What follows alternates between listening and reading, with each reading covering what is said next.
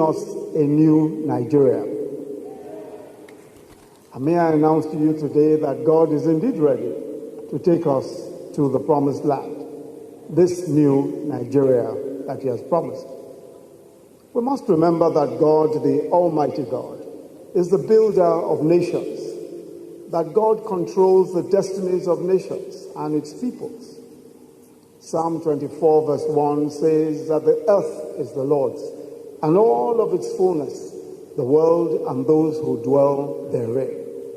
End of quote. God promised the children of Israel that He would take them from bondage, suffering, and slavery into the promised land, a land flowing with milk and honey. By the hand of Joshua, God brought His promise to pass. They got to the Jordan River, and as their feet touched the water, the Jordan was separated, and they walked on dry land all across the Jordan.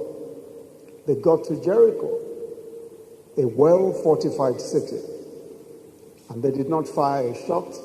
They brought down the walls of Jericho by a shout.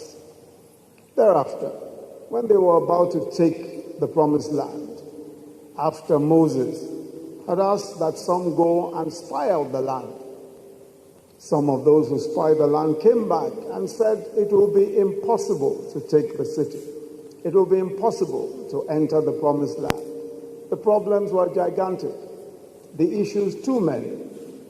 However, Caleb and Joshua had a different spirit, and they said that because God had promised and because He could do it, the problems were just bread, mere bread to be eaten by the children of Israel.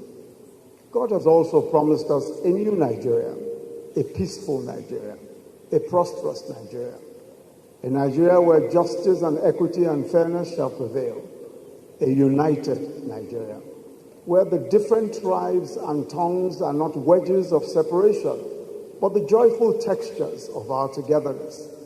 God